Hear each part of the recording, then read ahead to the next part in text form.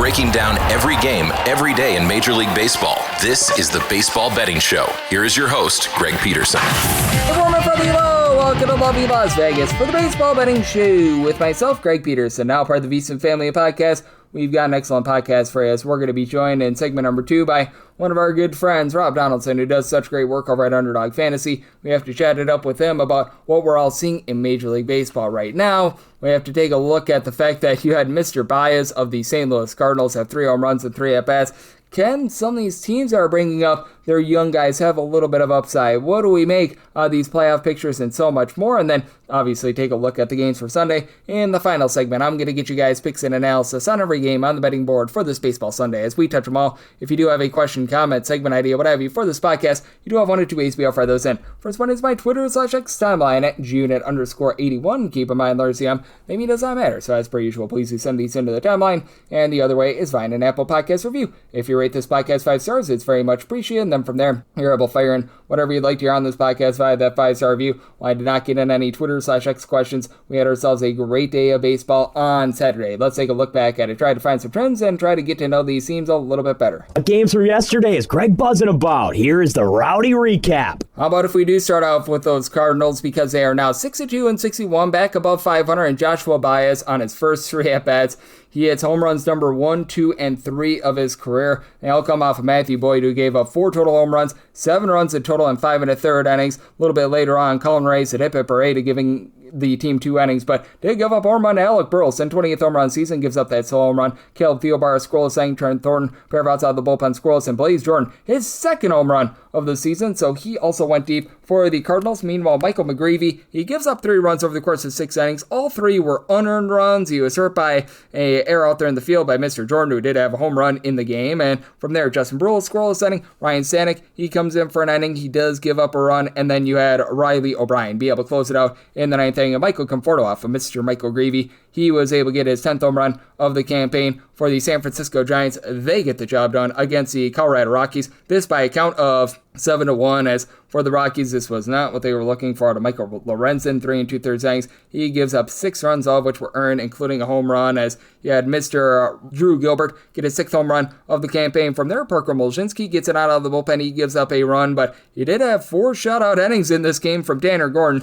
Too little too late, though. Logan Webb, he gives up 1 run over the course of 6 innings. Carson Seymour, a pair of scoreless innings, and then you had Dylan Smith be able to get a scoreless inning. Rockies now 22 and 42 away from home, and for the Tigers, they're looking to claw their way back into the playoff picture. This did not help out their cause, though. 4-3, they fall to the Chicago White Sox, as for the White Sox, they were able to get a solid start out of Anthony Kay. He said okay to giving up 3 runs in 5 1/3 innings, was taken deep in this one. Home run number 6 of the campaign by Mr. Eduardo Valencia. From there, the bullpen is able to do their part, though, as you had Jordan Nix get 5 outside the bullpen scoreless, Grant Taylor scoreless inning, and then in the 9th, Brian Hudson closes it out, scoreless 9th, and for Torrey Melton, bit of regression here, much expected. He's been posting up a sub-175 ERA. 3 runs allowed in 4 1/3 innings. From there, Drew Summers gives up a run in 2 innings. Kyle Finnegan, 5 outside the bullpen, scoreless, and then Tanner Rainey, scoreless inning, but too little too late out there for the Miami Marlins. They have been getting fried since the All-Star break, but hey, back above 500, 63 and 61, 8-4 win over the Cincinnati Reds.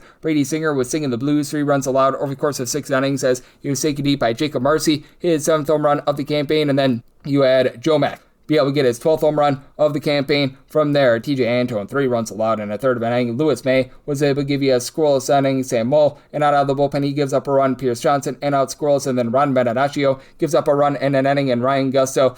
No may gusto to the fact that he did give up in this game a grand total of 4 runs in 4 2/3 innings, but only 2 of which was earned. There was a error by Esteri Ruiz out there in the field that did hurt him. From there, Calvin Fauché, 4 outside the bullpen squirrels, Tyler Zuber, Michael Peterson, great name, and Pete Fairbanks. They're all able in a scoreless inning. The New York Mets stay hot at the plate. They get a pair of runs in the 9th to walk it off against the Washington Nationals, 5-4. The final, Brad Lord said, "Oh Lord," to giving up 2 runs in 2/3 of an inning as an opener. This was actually a really nice bulk appearance by Will Dion, 4 1/3 innings scoreless, and then the bullpen did Washington Nationals bullpen things, as Tom Cosgrove gives up a solo home run in his inning work. Carson Bench, 14th home run season. Orlando Revolta, Clayton Beater, both give you a scoreless inning, but then Giovanni Cruz gives up a pair in the 9th inning while getting just one out. Sean Manaea gives up 4 runs in 6 1/3 innings, taken deep by Andres Shapiro, 7th home run of the campaign, and then Brady House, his 9th from there. Daniel Nunez, a scoreless inning, and Jeffrey Yan, 5 outs out of the bullpen scoreless. He gets the W, and also being able to get the W, the Orioles, the Rays, they still have the best home record in the American League at 41-20, but cool down here, 4-3 the final, as Kyle Bradish, 2 runs allowed in 6 innings. Alex Hoppe was able to give you a pair of outs out of the bullpen squirrels. Uncle Rico Garcia squirrels setting. Josh Walker in out of the bullpen squirrels. Andrew Kittredge does give up a run in the 9th, but then Cam Sanders a scoreless 10th inning, and Ian Seymour, he gives up 3 runs in 6 innings, was taken deep twice. Pete Alonso, 27th home run season. Christian Encarnacion strained. He was able to get a home run mambo number 5 of the campaign from there. Casey Lugumina, a pair of scoreless innings. Cam Boozer, a scoreless inning, and then Brian Baker gives up an unearned run in the 10th inning that costs the team. And for the New York Yankees, they have averaged less than 3.35 runs per game in their last 43 games. They were held down 4-1. The Blue Jays get the job done in a relative wholesale game, as Braden Fisher, he was able to come in for a scoreless inning, did have a run given up by Ricky Tideman. This was his MLB debut. Everyone else was flawless. Mason Flaherty, Spencer Miles, Tyler Rogers, Louis Varland, all on a scoreless inning. To Simeon Woods Richardson, he was able to come in for 2 1/3 innings scoreless. And then for Cam Schlittler, he gives up just 1 run over the course of 5 1/3 innings, so he did a nice job holding down the 4th there. From there, Brent Hedrick, he gives up a run in an inning. Tim Hill, he gives up 2 runs in 2/3 inning. Paul Blackburn walks the plank for a pair of outs out of the bullpen scoreless. And then you did have Yuri De Los Santos give you an out of the bullpen scoreless, but not enough for them to be able to get the job done there. Being able to get the job done out west, the Milwaukee Brewers, 4-1. They get a win over the LA Dodgers. As for the Dodgers, Justin Robelski gives up 4 runs over the course of 6 innings, taking deep twice, as William Contreras gets his 12th home run in the campaign, and Joey Ortiz, he was able to get his 6th.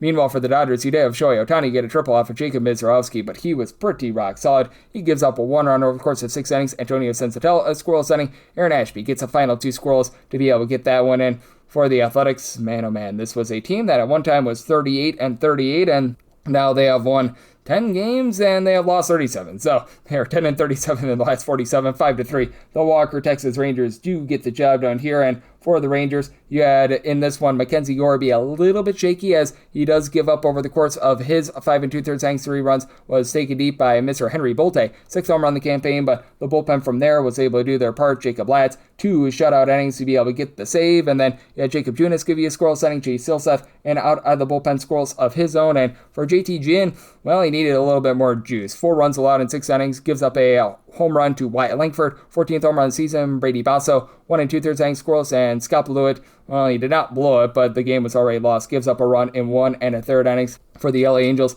they hold down the Kansas City Royals 1-0 the final. Reed Detmer's tremendous. Gives up 2 hits, 11 punch-outs, and 8 shutout innings. Ben Joyce, scoreless 9th inning from there. And Randy Dominic, actually really good. He continues to not experience the regression that I think that he should. 5 2/3 innings scoreless from there. Craig Kimbrell, 4 outs out of the bullpen scoreless. Nate Pearson gives up a run in the 8th inning. As for the Angels, Nolan Chuno got an RBI single. That's the only form of scoring we would see in this game. For the Red Sox, they shut down the Pirates 4-0 the final, as Jared Jones, not a bad start here. He gives up 1 run over the course of 5 innings, was giving up a solo home run to Weiler Abreu for that 1 run. As for Abreu, he wiles out for his 22nd home run of the campaign. And then you did have Wilbert Hotel give you 2 shutout innings. Gregory Soto, he goes for a scoreless inning, and Luke Weaver has been pretty solid this year. He does give up 3 runs in his inning work, and Sonny Gray, it was a very sunny day for him. How about 7 shutout innings from their Eric Miller or Aroldis Chapman? They're able to give you a scoreless 8th and 9th inning to be able to get that one in. And then for the Arizona Diamondbacks, 10-3, they take down the Atlanta Braves, as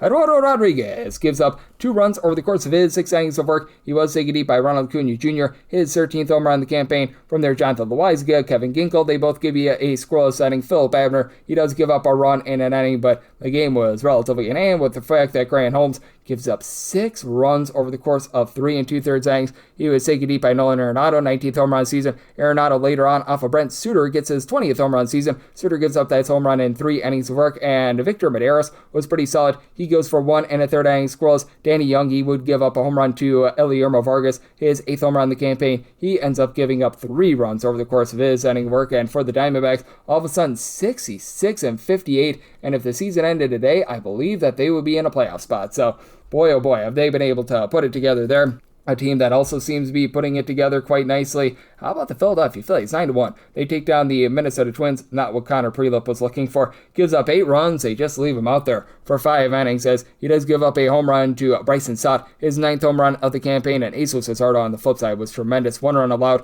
over the course of 6 2/3 innings. You did have from there Chase Sugar be able to give you a scoreless inning, and you had 4 outs out of the bullpen scoreless as well from the young gun and Alex McFarland. Flip side for the Minnesota Twins, you did have the bullpen actually do their job. Jeff Hoffman does give up a run in an inning. Cody Funderburg, Andrew Morris, and AJ Minter all on the scoreless inning, but way too little, way too late out there. And then for the Cleveland Guardians, they cooled down the white-hot San Diego Padres. They had won 6 straight games, 6-1. The Cleveland Guardians are able to get the job done here. As for the Guardians, Joey Cantillo, nice start here. 1 run allowed over the course of 6 innings. From there, Colin Holderman, Hunter Gaddis, they combined for 2 shutout innings. And then you did have Eric Sabrowski come in for a scoreless inning. Flip side for Wandy Peralta, he was the opener in this game, and he gives up a run in an inning. Kyle Hart from there, he gives up 3 runs in an inning. Randy Vasquez, 4 runs in 5 innings, and you had Griffin Canning be able to give you a scoreless inning. No home runs or anything for the Guardians, but they did a nice job playing small ball, and they're looking to get their way back to 500 themselves. And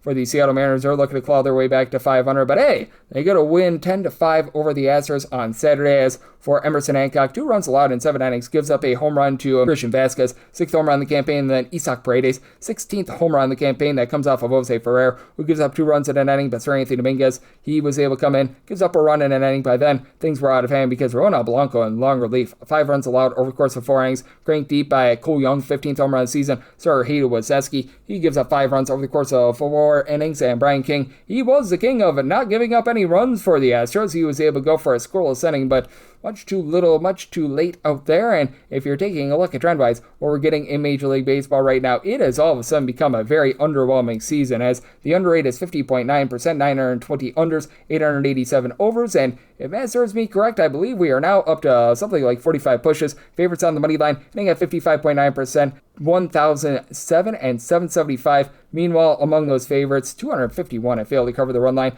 Last 7 days, it's been miserable for favorites. More underdogs have cashed in favorites. 46 and 44 for the underdogs, and among those 44 favorites, all but 11 cover the run line. It's been even Steven with regards to the totals. We have seen 3 pushes, 45 overs, 45 unders. Last 30 days, though, under 8 more around about 54.6/7%, 217 unders, 180 overs, and I believe 15 pushes along the way. Favorites on the money line over the last 30 days, 55%, 219 and 179, and among those favorites, we have seen a whopping 66 fail to cover the run line. So that's what we're seeing in baseball right now, and that's what we're getting trend-wise. Coming up next, how about if we do chat it up with one of our good friends, Rob Donaldson, who does such great work with the show/podcast, Rob's Best Bets. He joins me right here on the Baseball Betting Show, myself, Greg Peterson, now a part of the Decent Family Podcast. Breaking down every game, every day in Major League Baseball. This is the Baseball Betting Show. Here is your host, Greg Peterson. And we're back here in lovely Las Vegas for the Baseball Betting Show with myself, Greg Peterson, now part of the VSiN Family Podcast. Always great to be joined by our guy, Rob Donaldson. He does such great work over at Underdog Fantasy. Taking a look at this great game that we all know of baseball. I know that additionally he's doing a great job getting set for the upcoming football season over on youtube.com/Rob Donaldson. He's doing a great job with the Rob's Best Bets show and so much more here. But follow him on Twitter/X at RobDFB altogether. And Rob, it's always a pleasure, my friend. Thank you so much. Yeah, thank you for having me on, Greg. It was an amazing Saturday as a Cardinals fan, and as also just somebody who has been following Joshua Baez for a lot of time during his minor league kind of journey. And I think it's true to kind of call it a journey because it's been a long time coming, and it's been an exciting weekend so far. Hopefully Sunday goes to plan.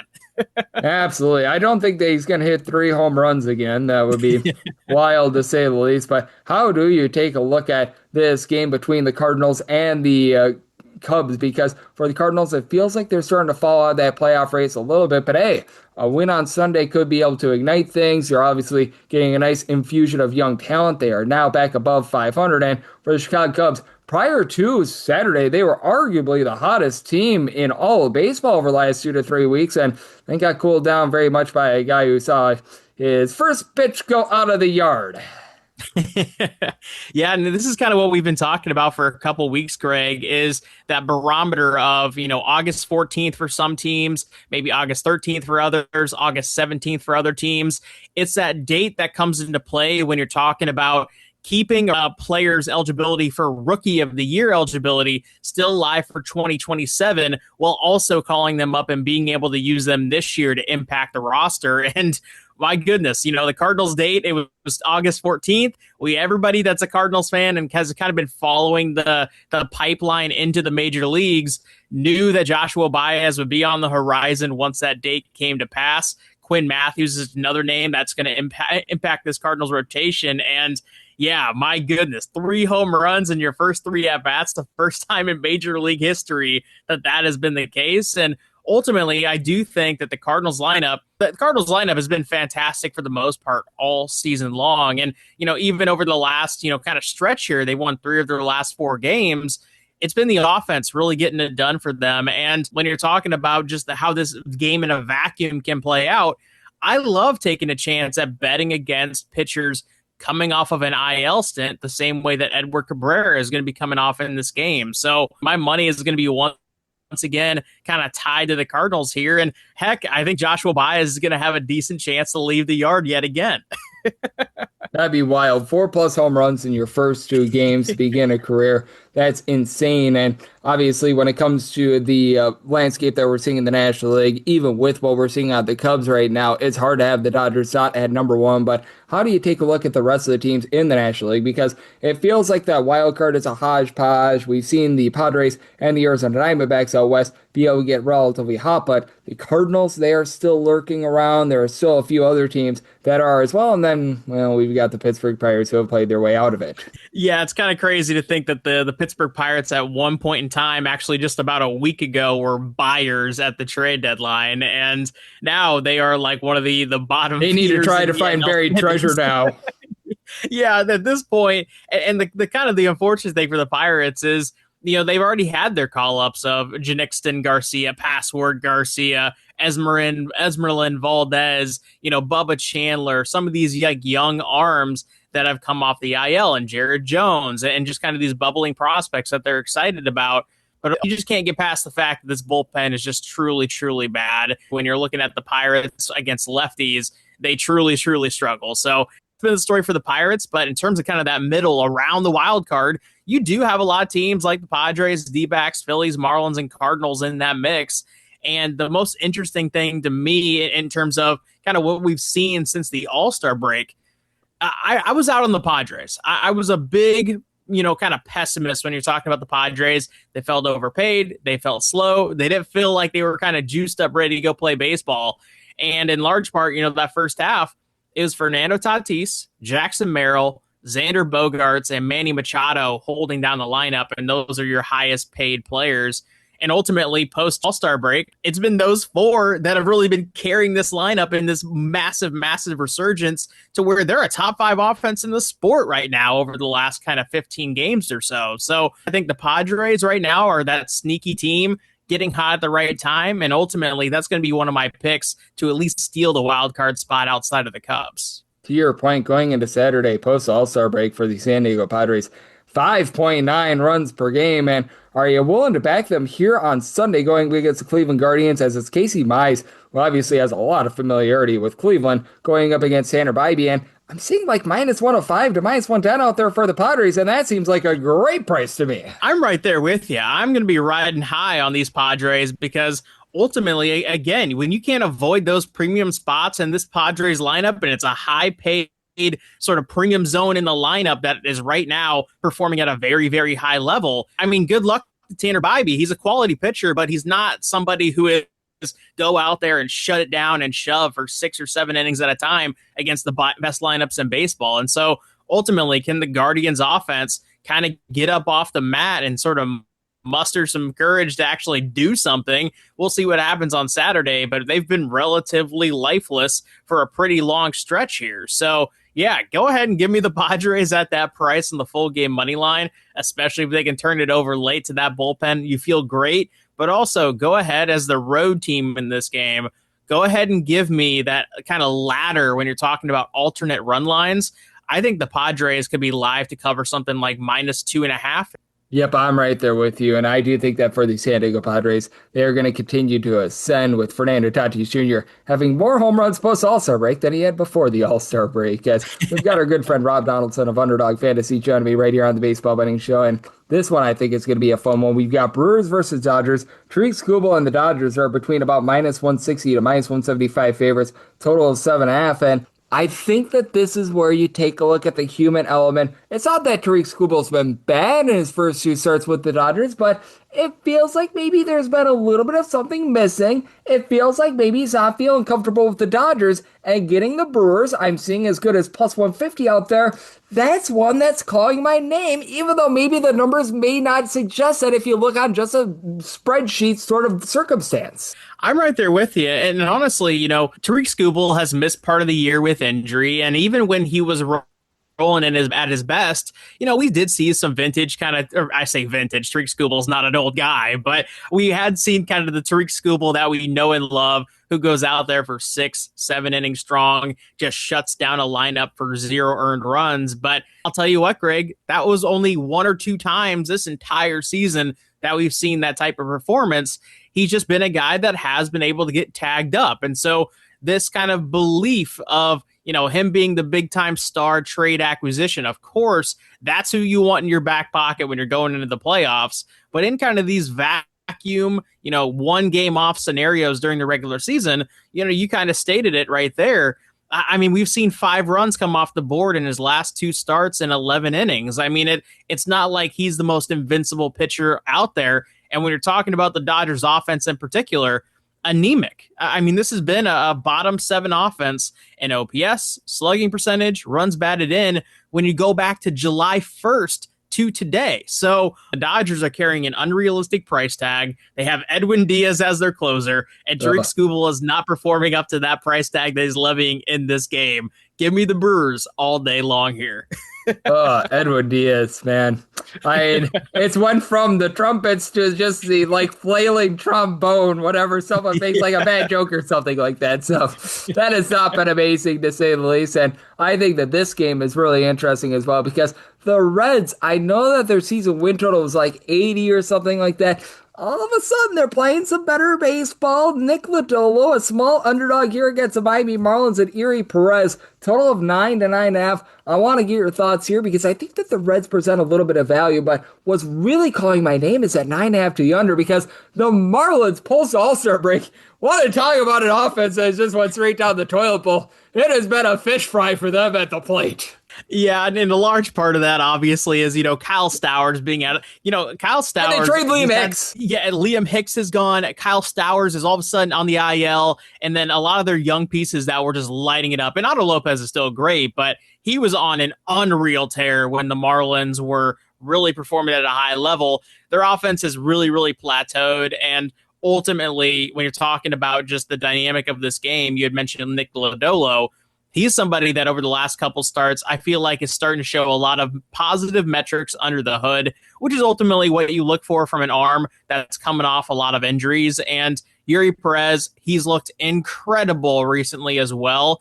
Go ahead and actually give me the first 5 under, just because I do think that the Marlins, when you're talking about them going up against lefties, dreadful. And Yuri Perez, he might get stung just because he challenges the zone so often. You're always susceptible to a home run in Great America Ballpark. But I do think that the both of them are going to have a performance worthy of kind of taking that over under 5 on the first 5 total right there.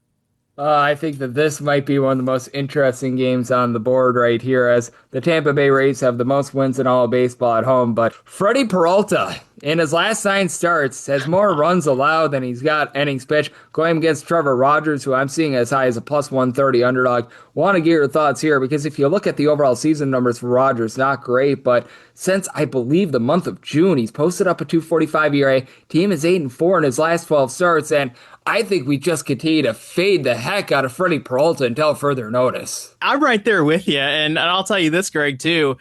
Outside of the Athletics series that the Rays are just recently coming off of, where they put up, 8, 10, 12, it felt like it was a double-digit scoring affair every single time.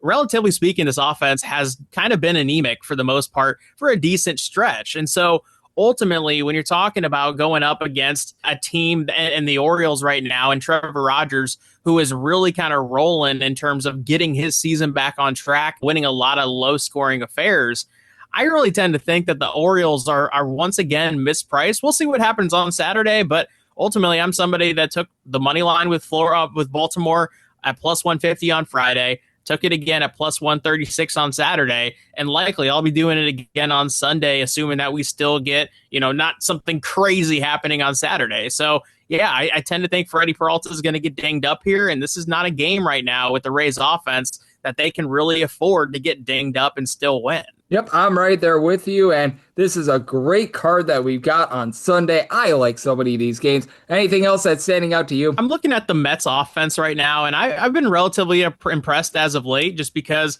it kind of feels like there's energy in that ballpark right now as they're playing meaningless baseball. But it's young players, and they're energetic, and they're excited to be out there, maybe for the first time all season if you're talking about kind of the Mets on-field performance. And they're going up against a guy in Jake Irvin who's coming off the IL recently. He's already made one start since coming off the IL. It wasn't very good, and I tend to think that going up against another righty who is very fastball dominant, this is a perfect opportunity for the Mets offense to really pop off again. So go ahead and give me a shot here on the first 5 money line with the Mets. I'm going to be taking that, and I think the Mets offense kind of in this short little term here is probably a pretty decent bet for, the next series as well. Yep, I think so as well. The Mets scoring more without Juan Soto than they did with Juan Soto. I don't know why, but that's been happening, and Jake Irvin has been a fade for me, and a man that always comes through for us is you, Rob. You're doing such an incredible job taking a look at this great game of baseball. Let the good people at home know it's all on tap for you, and how people can follow along on social media and other platforms. Well, hey, Greg, it's always a blast hopping on here to talk baseball, and ultimately we're going to see a lot of prospects getting called up over the next few days. I'm excited to see who those prospects are, how they impact these teams, and for those who want to follow my bets on a daily basis in baseball, Twitter/X at RobDFB, and also on my YouTube channel, which is just my name, Rob Donaldson. But as always, Greg, I appreciate having me on, man. It is always great to be able to get Rob aboard every single time he joins me. He lends such amazing insights. Did so once again today. So a big thanks to Rob for joining me on the Baseball Betting Show, now part of the VSiN Family Podcast. And up next, it is that time of the podcast to give you picks and analysis on every game on the betting board for this baseball Sunday as we touch them all. Breaking down every game, every day in Major League Baseball. This is the Baseball Betting Show. Here is your host, Greg Peterson.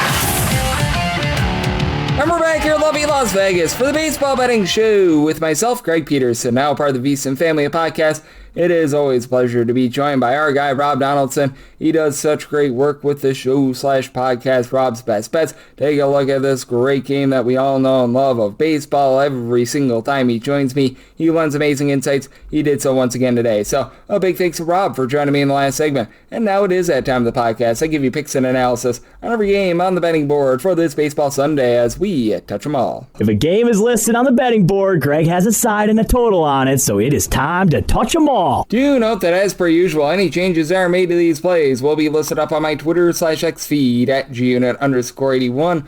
We are going to be going in Las Vegas rotation order. This is where we go through National League games first in time order, then the American League games, any interleague games. Those are going to be at the bottom. That'll keep things all nice, neat, clean, and easy. So without further ado, let's dive in. This is 9:51, 9:52 on the card. It is the Arizona Diamondbacks. They're going to be on the road facing off against the Atlanta Braves as Michael Soroka is on the bump for the Bravos, and Bryce Elder hopes to not look elderly here for the Braves. The Braves do find themselves as a favorite between minus 125 to a minus 131, plus 108 to plus 115 as that number on Arizona. 8.5 to 9 is the total on the 9. The under is minus 115, the over is minus 105, and on the 8.5, over is minus 120, and the under, that is even money. Right now, I'm staring at an 8.5 over. I semi-total it at 8.6. Would rather be in on the over rather than the under, and I'm mostly seeing 8.5s out there myself. For Bryce Elder, just has not really been a great run for him recently, and For Michael Soroka, he did spend quite a bit of time on the injured list, but I'm going to be willing to trust in Soroka here on the money line. He is facing off against his old team, so revenge a little bit of a factor here, but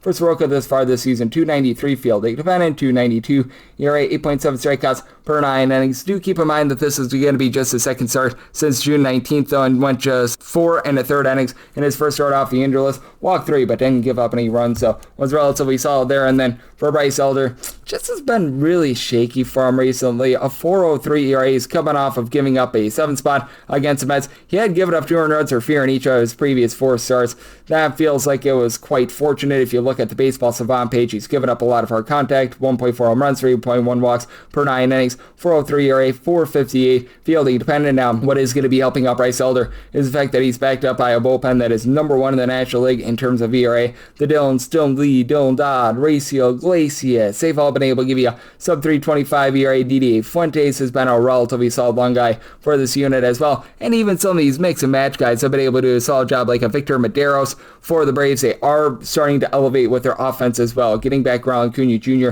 that is absolutely massive for this team, as now he joins a lineup that has a pair of guys, actually a trio of guys with 20 home runs. Michael Harris, Ozzie, Albies, and Drake Baldwin. And in the case of Baldwin, about a 360 on base.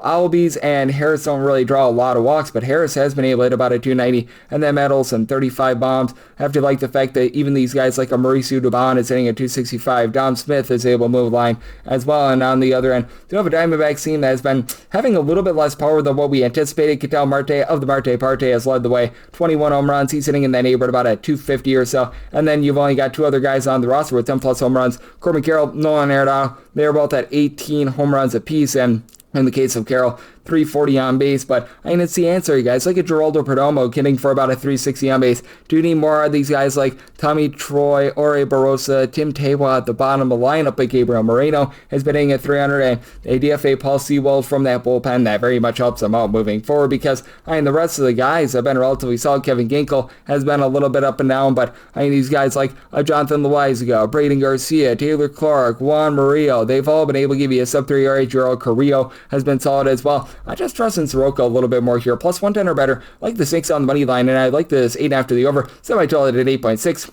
9:53 and 9:54 on the card. The Nationals are going to be on the road facing off against the New York Mets, as Christian Scott is going for the Mets, and Jake Irvin is on the bump for Washington. Washington is a underdog of between plus 140 to plus 150, minus 160 to minus 178. That's your number on the Metropolitans. 8.5 is the total. The under is minus 115. The over is minus 105. And I'm going to take a shot on the over. I did set my total at 8.8. Without Juan Soto in the fold, the New York Mets have been averaging over 4.7 runs per game. Starting to decline a little bit, what you expected. They were really hot about a week or so ago, but I think that they can get to Jake Irvin here. 5.79 ERA. The field independence lower at 4.85, but 3.9 walks, 1.5 home runs per 9 innings. He had a 5.70 ERA last year, so he's right on par with that. He's given up 5+ runs in 2 out of his last 3 starts since coming off the injury list, so not in great form there. And for Christian Scott, you do have to have a bit of fear with the walks, as he has been a really good strikeout artist for this team. He's hovering in the neighborhood about 11 strikeouts per 9 innings, but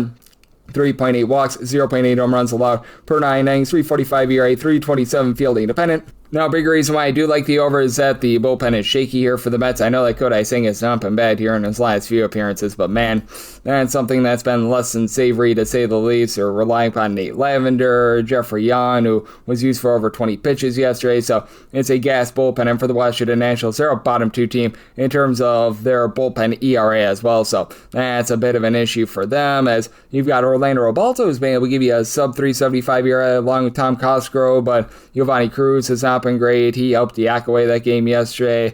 They had to use up Will Dion yesterday, so they are really grasping at straws. Gus Varland has not been good in this bullpen. They've been looking at a lot of washed-up veterans like Jake Bird, Max Kranick, who have just not been great. Now, for the Nationals, they do lead the league in terms of run creation. Do keep in mind that they're dealing with the injury to James Wood, though, so that affects them. You've got absolutely insane numbers out of C.J. Abrams right now. 29 home runs. I think they leads the National League in home runs since the All-Star break with about a 3.55 on base. Andres Shapiro's now giving you 350 on base. He went yard yesterday. Dylan Cruz continues to be a disappointment, but Jacob Young is moving line down Lyle as well. Both of these guys hitting at 250 plus. Both of these guys give you a double-figure amount of homers, and Nasim Nunez 40 plus stolen bases. That has been absolutely wild for the Mets. With their lineup, you've got Carson Bench up to 14 home runs. He's hitting at 275, and Bo Bichette, it's not what they bargained for, but still double-figure amount of homers. He's hitting at 260. Jacob Young is hitting at 265. You need more out of Jorge Polanco. That's been rough. Luis Robert has been rough, and Marcus Semien, yeah, not great to say the least, but they're getting more out of their offense, and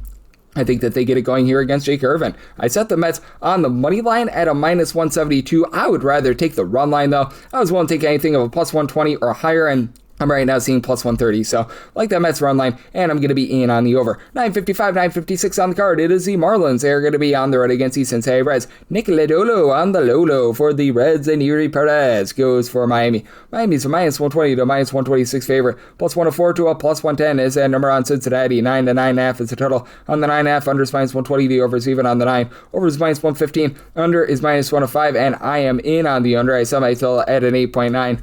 Now for Nick Lodolo, it's been a no good, very bad, terrible season for him. He's seen a drop in his swing and miss stuff. He's been on and off the injury list all season long, but I do think that there might be some positivity moving forward. Does have a 4.86 ERA, 5.43 fielding dependent, 1.6 home runs per 9 innings. Not great to say the least, and he is just recently coming off of yet another injured list stint, but I mean, it really was those first few starts of the season that really tripped him up and caused his numbers to very much balloon. If you take out the first two starts of the season, you look at the last 11, more like a 4.24 ERA. Is it great? No, but at the same time, he's been able to hunker down a little bit more there, and when it comes to Nick Lodolo, he's actually been quite a bit worse when he's been at home rather than away from home. For Yuri Perez, he's always had demonstrative home and road splits, but even with those demonstrative home and road splits, I'm going to be willing to trust in an under, because for Yuri Perez, you look at what this guy has been able to do recently, and holy crud, he has been absolutely tremendous for this team. Really, ever since, we're going to call it late May, I think is the best way of putting it. He did have a little bit of an injured list stint, but still, in his last 11 starts, team was only 5-6 in these. He's got a 1.82 ERA. He's allowed 13 earned runs in his last 11 starts, so he has been great. But the Miami Marlins post All-Star break entering into Saturday, averaging 3.7 runs per game, dead stinking last in the National League. You trade away Liam Hicks, and you just don't have a lot of power with these guys now. You got base stealers, Xavier Edwards, Jacob Marcy, Otto Lopez, Asari Ruiz, all these 18 stolen bases, and in case he does give you 13 plus home runs, but he and Joe Mack both give you less than a 300 on base. Graham Pauly at the bottom of the fold is doing nothing. Actually, Everett Ruiz give you 377 on base. That's all. And Xavier Edwards 361 on base, but not a lot of boom for this team. Meanwhile, for the Cincinnati Reds, you do have Ellie De La Cruz, JJ Bleday up to 20 home runs apiece. Bleday hitting like a 220, but closer to 333 on base. De La Cruz at 350 on base. Then Cousin Sal Stewart 335 on base. He's been able to fly 25 home runs, and Eugenio Suarez hitting just above the Mendoza line of 200, but has been going deep recently. And then the likes of A. Cabrines, Matt McClain, TJ Friedel, Noyavoli Marte hitting a 225 or lower at the bottom of the fold. Not great. And we have seen the Miami Marlins bullpen really start to toilet bowl with having Andrew Renardi, Anthony Bender on the injury list.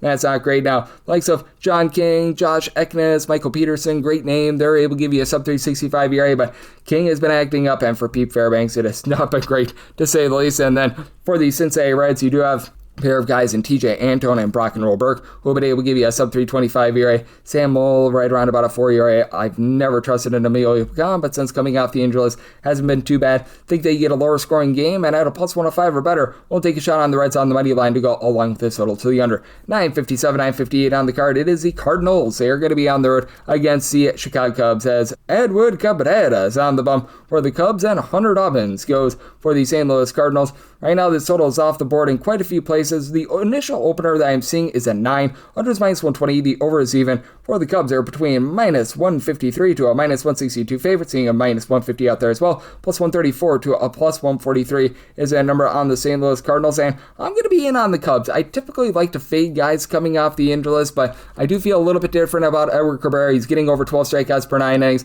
In his minor league rehab starts, he looked very solid, and maybe this is just the way that I'm looking at the wind, but I set my total here at a 7.7. I'm going to be in on the under. The wind is going to be a little bit more directional towards the beginning part of the day, and you're going to get 80-degree temperatures, but towards back half of the game, the wind is going to be blowing inward. So, yeah, I think that both of these pitchers are very much going to be helped here, and For Hunter Dobbins, he's done an okay job in terms of just holding down the fort. His swing and miss stuff is up from where it was with the Boston Red Sox last year. Last season, he was getting about 6.9 strikeouts per 9 innings. This year, more on about 8.4 strikeouts per 9 innings, 1.2 home runs, 3.5 walks per 9 innings, 3.40 ERA, 4.21 fielding independent. But overall, I've been liking what I've been seeing out of him, and he's actually been better when he's been away from home rather than at home. And then for Edward Cabrera, it's a case where, again, he is coming off the injury list. If you look at the overall season numbers, a 5.10 ERA, but I love what I saw at the minor league level. He, for his career prior to this year, had never gotten below 9.4 strikeouts per 9 innings, and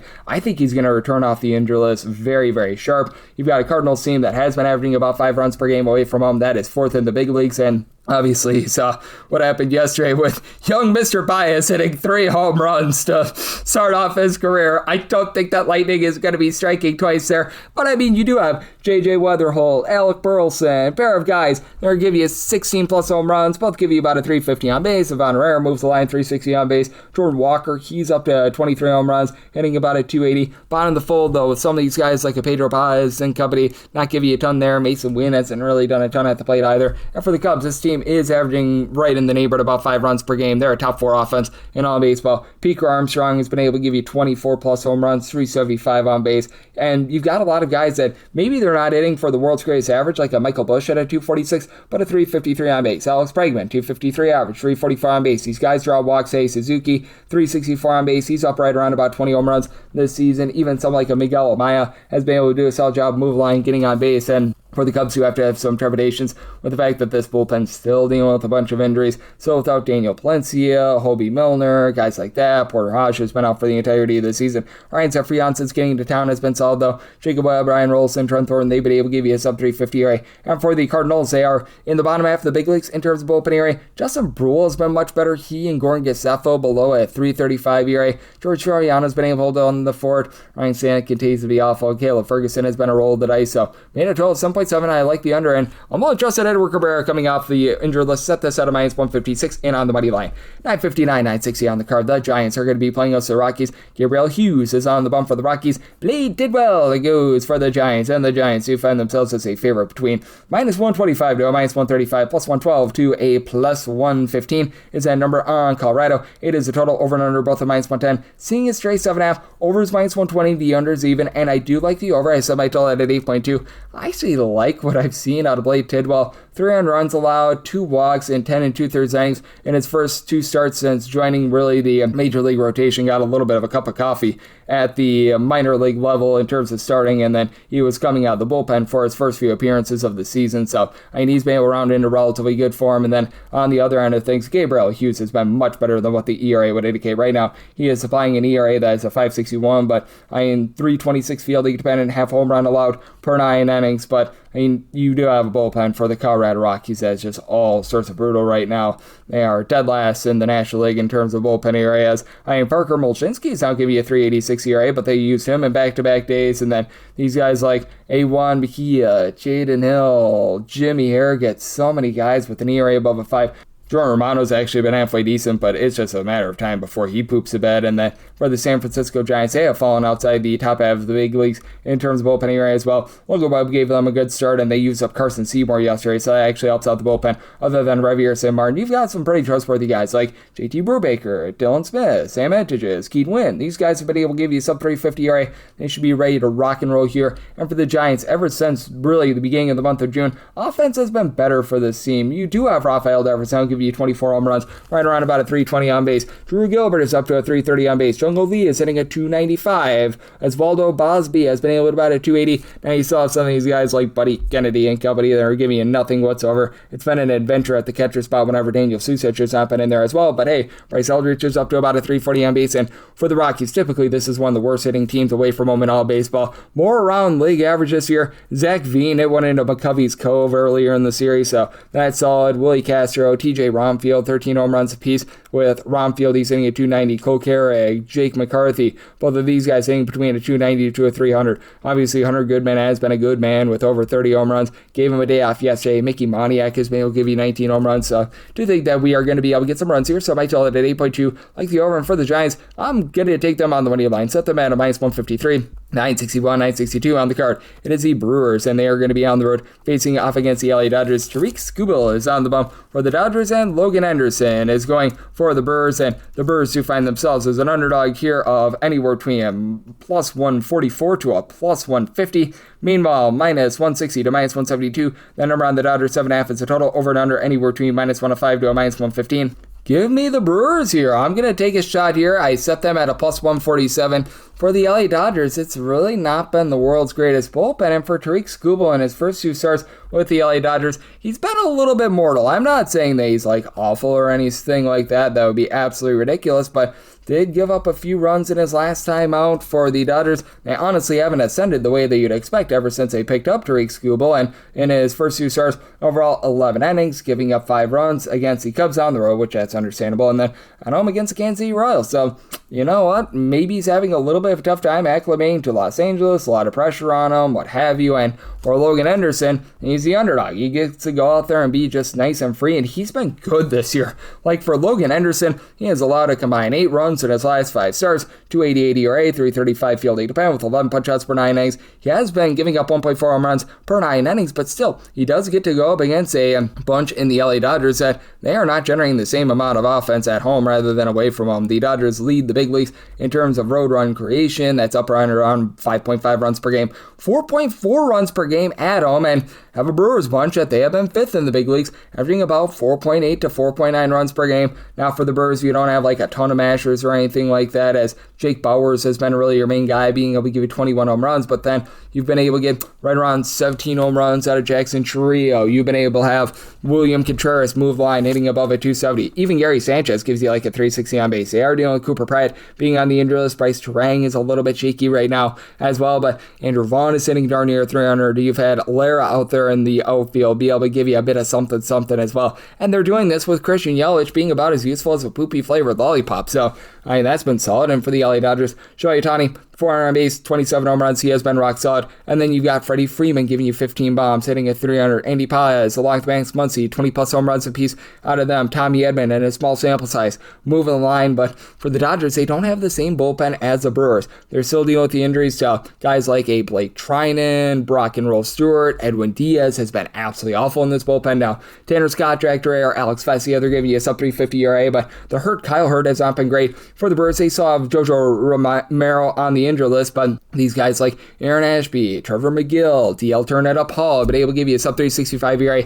Now, they do get dealt a little bit of a blow with Abner Uribe landing on the injury list, but still, you still have some nice depth in this bullpen. Bryce Wilson is able to be a presentable long guy that you're probably not going to need in this game. And for Tariq Skubal, with the way that he's been a little bit shaky with the Dodgers, I'm going to be willing to take the plus money here on the Brewers at a plus 148 or better. I like the under, so I told 7.3, 963, 964 on the card. The Orioles are going to be on the road against the Rays, as it is one Mr. Freddie Peralta is going to be going for the Rays, and Trevor Rogers is in the neighborhood for Baltimore. Baltimore is between plus 122 to a plus 130, minus 140 to minus 150 is that number on the Rays. 7.5 is the total. Over is minus 115 to minus 120. The under is between even and minus 105, and I'm going to be in on the Orioles here. I was willing to take a plus 120 or better. Freddie Peralta's just been absolutely terrible.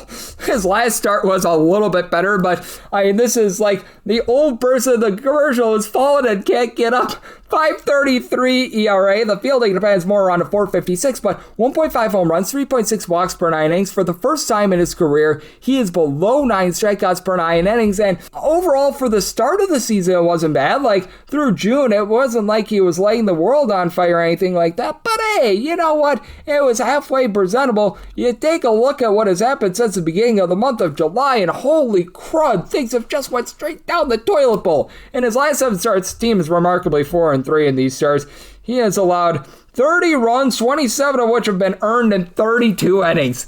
Yikes, giving up 8 bombs along the way. And if you want to go even further, it actually somehow, some way gets worse. If you want to go last 9 starts, he has allowed 43 runs, 37 of which earned in 40 1/3 innings. Yeah, not great. And for Trevor Rogers, he's been the exact opposite. He was awful to start the season. He has really been able to round into much better form. He's just a master of inducing soft contact. Overall for the season, 0.9 home runs, 2.6 walks per 9 innings. He does have a 4.21 ERA, but a closer to 3.61 fielding dependent. And for Trevor Rogers, again, it's the exact opposite. He, at the end of the month of May, was posting up an ERA of right around a 6.84. In his last 12 starts, the team is 8-4, and then that time span, 2.41 ERA, 2.77 fielding dependent. He's backed up by an Orioles bullpen that has been at the top 8 in terms of bullpen ERA since June 1st. Now, they trade away Tyler Wells, who, ironically enough, is on the Tampa Bay Rays, posting up a sub-3.25 ERA. But hey, these guys have been coming out of the bullpen for them, like an Uncle Rico Garcia, Ynier Cano. Don't you know these guys have been able to give you a sub-3.50 ERA?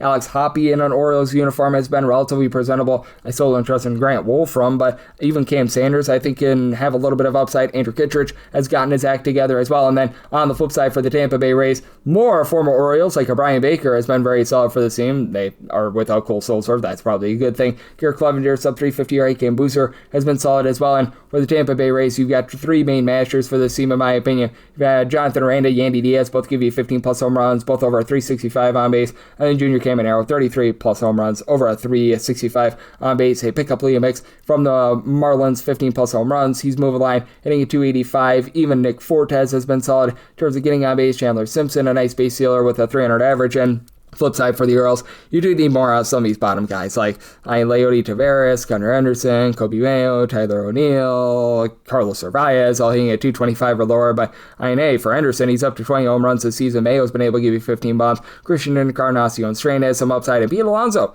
24 home runs, 355 on base. I think that the Orioles present value here. I think that they get to Freddie Peralta, like the oversub. I sell it at 8.3. And for the Orioles, plus 120 or better, and on their money line. 965, 966 on the card. It is the Yankees, and they're going to be on the road against the Blue Jays as Ryan Weathers looks to weathers the storm for the Yankees, and it is one Mr. Dylan Cease going for the Blue Jays. Blue Jays are minus 115, minus 120 favorites, between even money to plus 105. That number on the Yankees, and 7.5 is the total. The under is minus 120, and the over is even. I set a total here of a 6.9. I'm going to be willing to take a shot on the under. For the New York Yankees, boy, the offense has not been great, to say the least, for them. As in their last 43 games, they're averaging 3.35 runs per game. And now you have to face off against a guy, Dylan Cease, that's getting 13 strikeouts per 9 innings and is on an almighty amazing run. He did give up a few runs last time out against the Boston Red Sox, but he's allowed 4 runs over the course of his last 4 starts. He's been a nice strikeout artist, giving up 0.6 home runs per 9 innings. He's actually had a little bit of higher ERA when he has been at home rather than away from home, but overall, this guy has been incredible. And for Ryan Weathers, he's really rounding into form as well, which is a big reason why I am going to be in on the under here. For Weathers, he has given up 2 runs over the course of his last 4 starts. Had a little bit of a shaky one towards the back half of July against the Pittsburgh Pirates, but past that, he's pitched better than 3.69 ERA would indicate. 1.3 home runs. He's giving up about 2.6 walks per 9 innings. And for Weathers, he's done a better job in terms of keeping the ball in the yard when he's been away from him on the road. He's only given up 6 home runs in 51 innings, 12 bombs in 75 and 2/3 innings when he's at home, and he does face off against the Blue Jays team that, well, they have not really been slugging it out too much recently. They're a bottom 3 team in terms of run creation with less than 4 runs per contest. Kazuma Okamoto has been carrying the mail for the team, giving 24 home runs, and nobody else on the roster has more than 12 home runs thus far this season. Now, got guys moving the line: Jesus Sanchez, Flagger Jr., Nathan Luke, Swin Coliseum, Alejandro Kirk, only between about 260 to 270. Ernie Clement is hitting about a 280, but just not a lot to pop there, and a lot of guys that aren't drawing a lot of walks in. For the New York Yankees, Ben Rice has really cooled down. He's down to about a 345 on base, still 30-plus home runs this season. Luis Garcia already has a home run in a Yankees uniform, 24 for the season, but these young guys like Yasan Dominguez, Spencer Jones are really not delivering too much.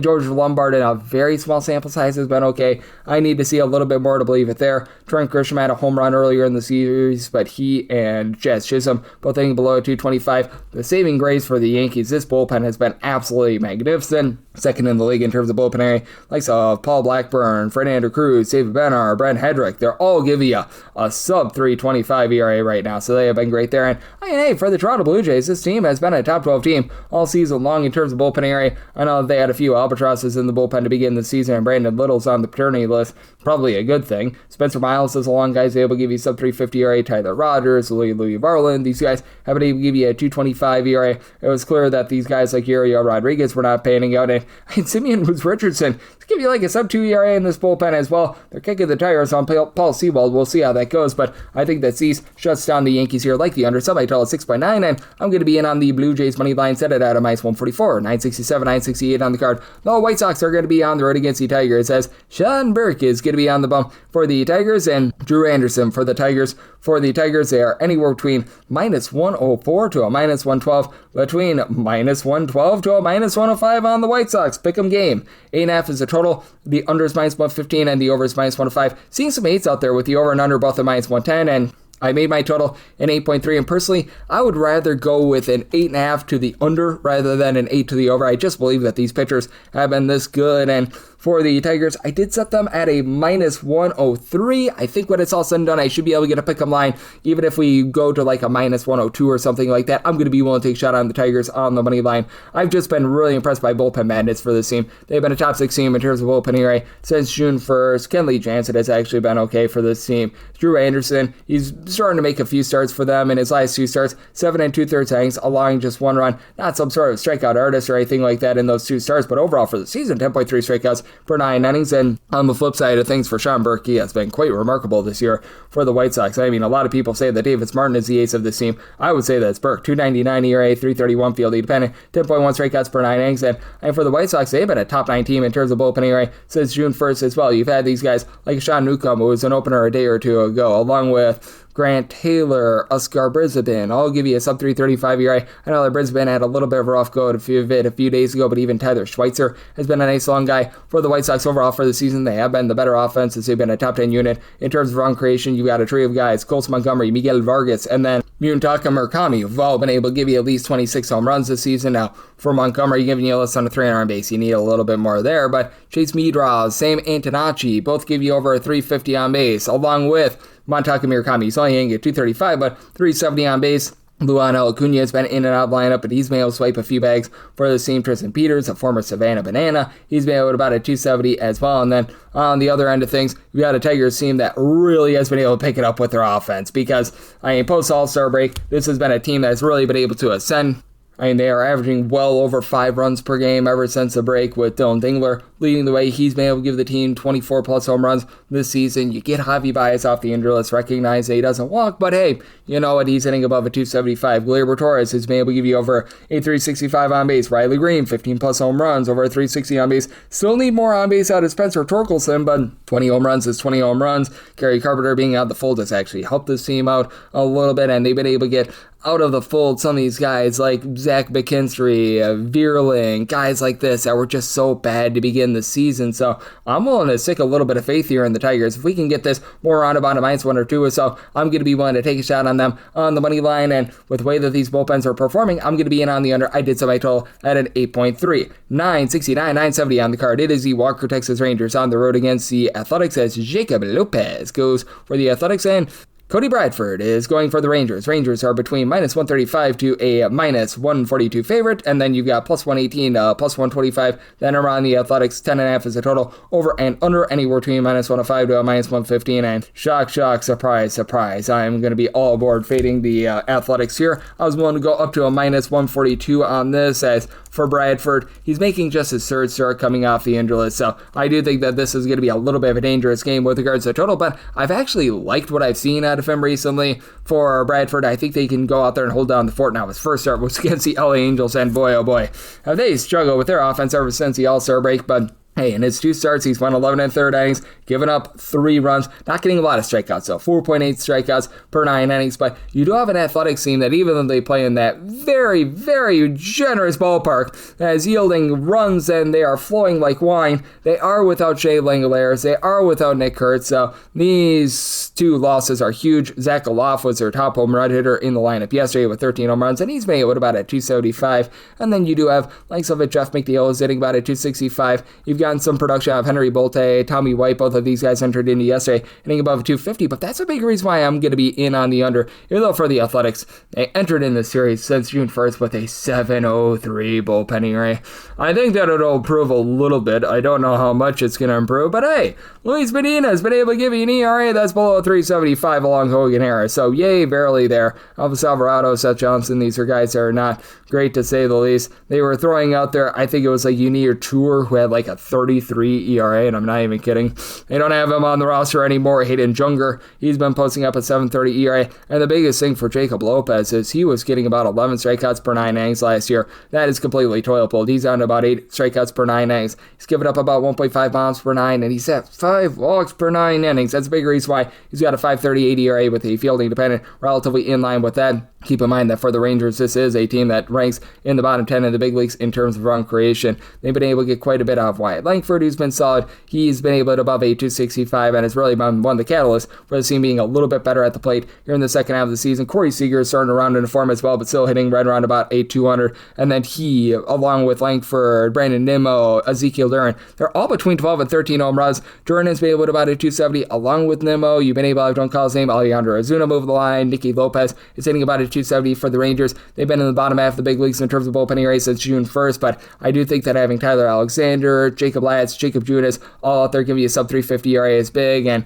I believe that it's Junis who came off the injury list. I always get my Jacobs confused, but I know one of them on the injury list. They are able to relieve that. Chase Silseth, relatively solid in this bullpen as well. Just with the lack of offense that we're seeing from the Athletics, I'm going to be in on the under, and for the Rangers, set them at a minus 142. I know that's been a struggle for them, but going to be willing to trust in them on the money line. 971, 972 on the card. It is the Royals. They are going to be on the road facing off against the LA Angels. Ryan Johnson is on the bump for the Halos, and Noah Cameron is on the bump for Kansas City. And Kansas City does find themselves as a favorite here between minus 115 to minus 121, and you're getting between a plus even money, plus 100 to a plus 105 for the LA Angels. 9.5 is the total. The under is minus 120, and the over is even. And good old situation of something's got to give, because you've got an Angels team that entered in the series dead last in the big leagues in terms of home run creation. You've got a bunch in the Royals that are dead last in the big leagues in terms of run creation away from home, and you've got a guy here in Ryan Johnson who he's coming off of a relatively okay start, but he's got an ERA well above a 6 this year, and he's been one of the worst starting pitchers in all of baseball. So,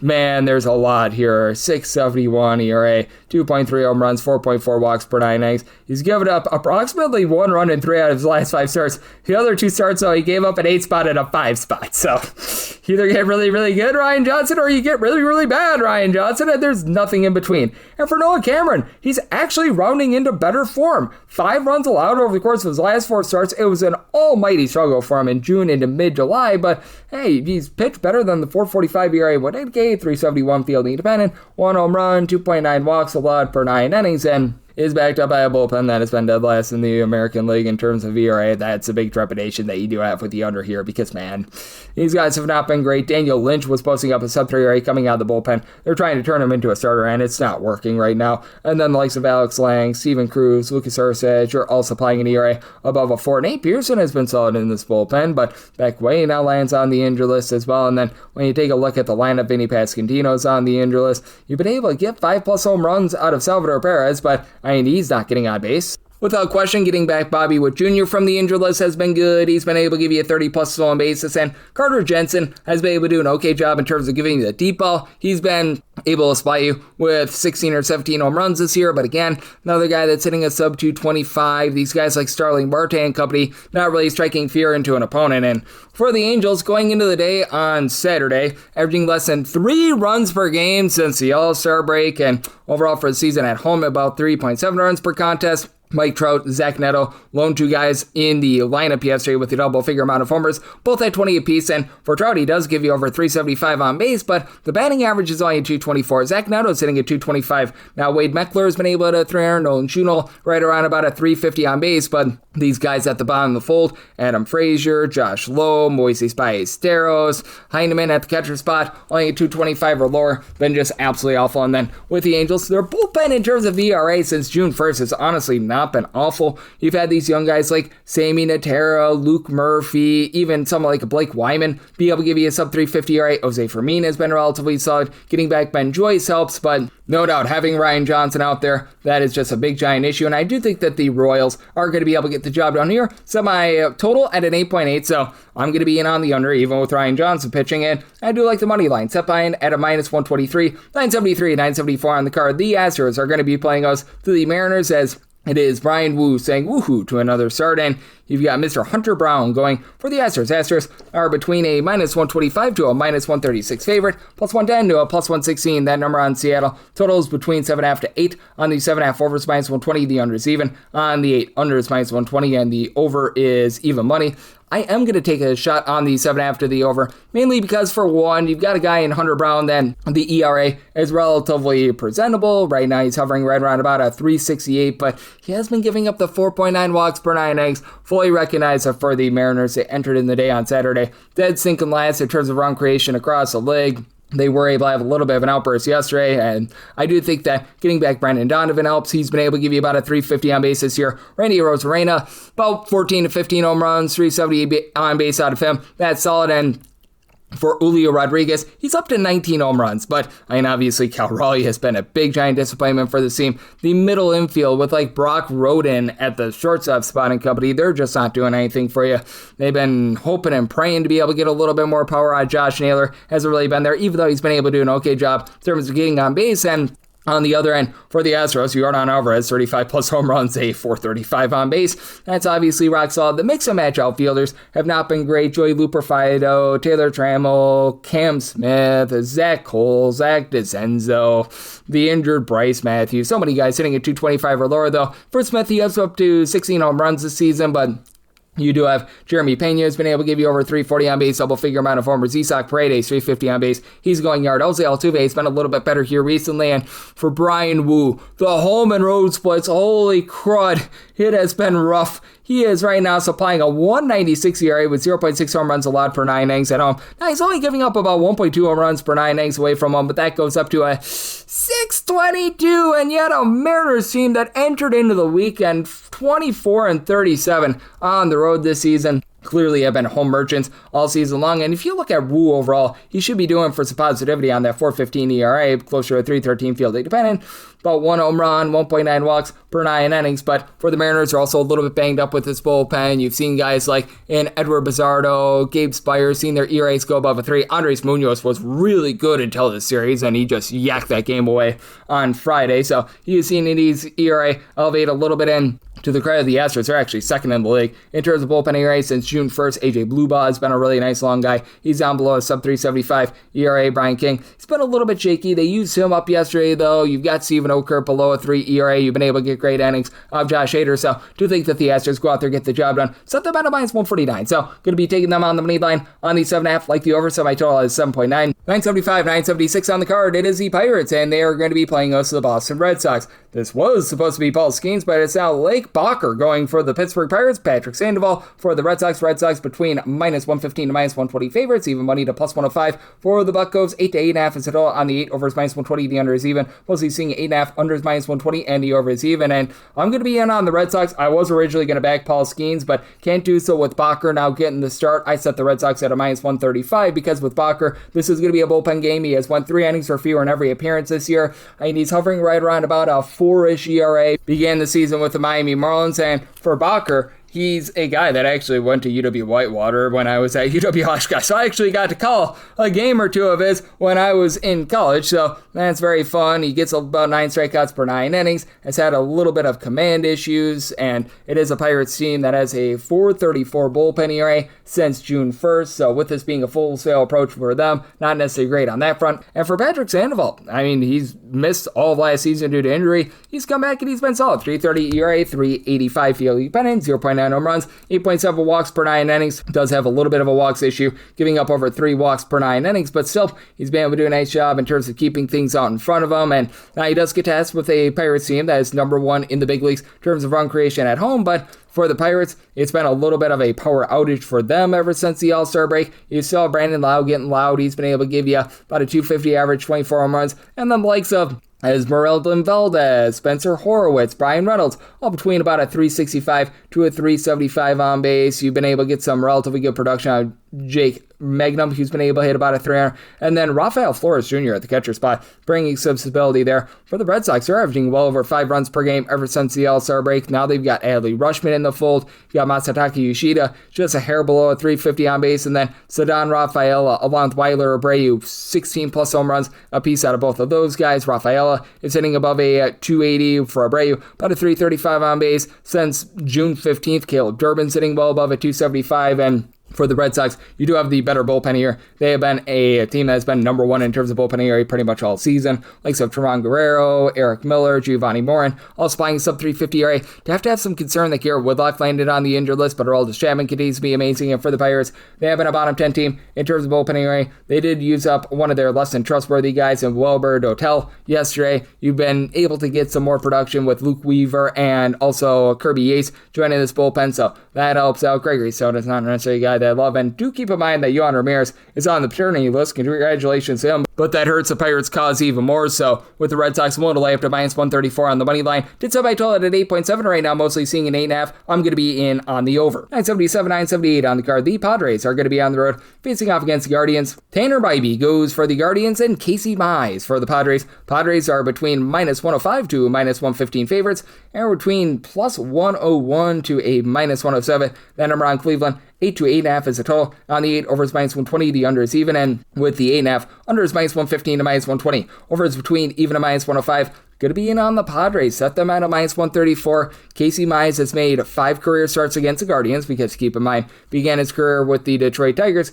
career 2.93 ERA there, and he does overall for the season have about a 3.38 ERA. He's been even better than that with a 2.89 fielding dependent, 2.3 walks, 0.7 home runs allowed per 9 innings. Really, other than that bad start that he had against the Diamondbacks a few weeks ago, he's been really good. And for Tanner Bybee, 3.99 ERA, but a 4.51 fielding dependent, career low of 7.1 strikeouts per 9 innings, 1.4 home runs per 9, and while this is a very solid Guardians bullpen, they're in the upper half of the big leagues in terms of bullpen ERA. We have seen a few cracks in the armor for them recently, as you've got an over 350 ERA right now for Eric Zabrowski. Craig Yoho has not been good recently. Now Colin Olderman, living up to his name, he and Hunter Gaddis, both of these guys have been able to give you a sub 365 ERA. Cade Smith has been good at the closer spot, and Matt Festa has been a little bit better as well, but still, for the Padres, you've got the more complete bullpen, even with still dealing with the injury to Jason Adam, who has been very solid in this bullpen. You've got the likes of Adrian Morejon, Yuki Matsui, Wandy Peralta, Bradley Rodriguez, who have all been able to give you a sub 325 ERA. Jeremiah Estrada has come off the injury list and has been solid, and obviously you've got Mason Miller doing what he's doing. And for the Padres, going into yesterday, post All-Star break, 5.9 runs per game.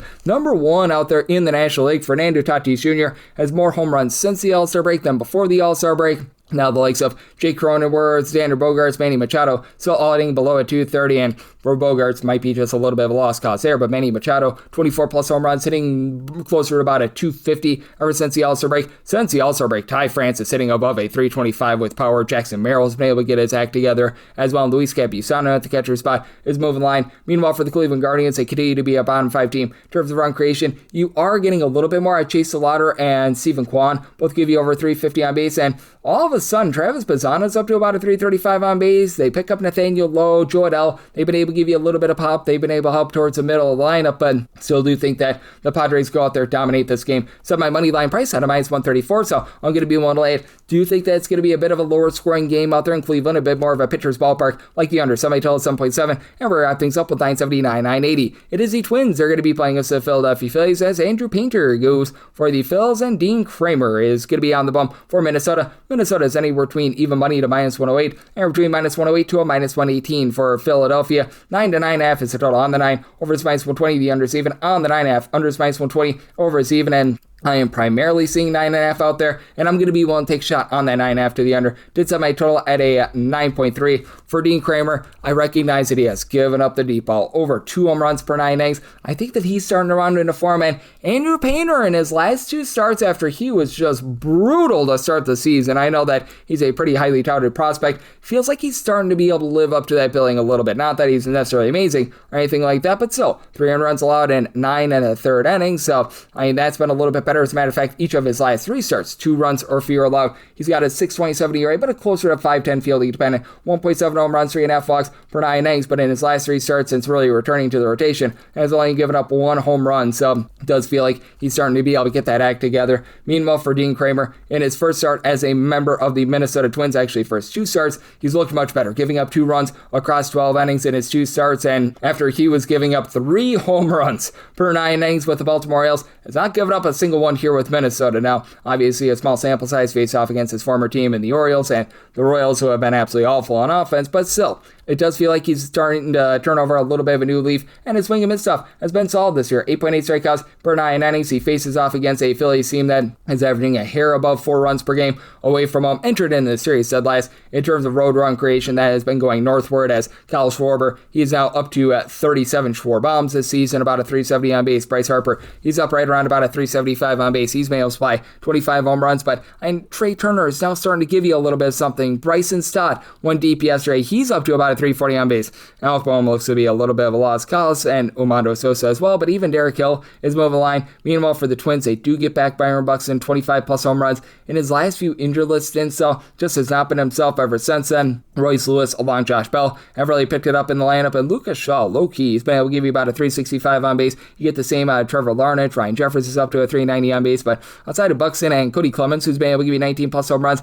not necessarily a lot of boom there for the Twins. They did a nice job in terms of being able to revamp that bullpen, though. Overall for the season, they've been a bottom 10 team in terms of bullpen ERA, but now you've got AJ Minter who's been able to supply a sub-3 ERA. Jeff Hoffman may not be great, but he's been a little bit of an upgrade for the team. Yandres Gomez has actually been solid along with Andrew Morris, and for the Philadelphia Phillies, so Ryan Kirkgreen has seen his ERA go above a 350. Still have Yohan Duran, who's a really nice closer, but Jose Alvarado has been a big giant disappointment. Jonathan Bolin and Brooks Raley, sub-350 ERA, so these guys have been quite a bit better for the team recently, but I do think that Dean Kramer is starting to come into his own, and it feels like both of these pitchers are really starting to improve in general. So, circumstance where at even money or better, I'm going to be in on the Twins on the money line. I do like this total to the under, semi-total 9.3. That'll wrap things up for the Sunday edition of the Baseball Betting Show, now part of the VSiN Family Podcast. Big thanks to our guy, Rob Donaldson, does such great work over at Underdog Fantasy. He joined me in the last segment. If you do like hearing from this fine podcast, Baseball Betting Show, you're able to subscribe wherever your podcasts, Apple Podcasts, Google Play, Spotify, Stitcher, and TuneIn. If you have a question, comment, segment idea, what have you for this podcast, you do have one of 2 ways to be able to those in. First one is my Twitter/X timeline at @GUnit_D1, and keep in mind, letters CM, name does not matter. So as per usual, please do send these into the timeline. And the other way is find an Apple Podcast review. If you rate this podcast 5 stars, it is very much appreciated. And then from there, you're able to fire in whatever you like here on this podcast via that 5-star review. And I'm with you guys every single day, giving you guys picks and analysis on every game, every day. So I'll be back with you once again tomorrow. Thank you.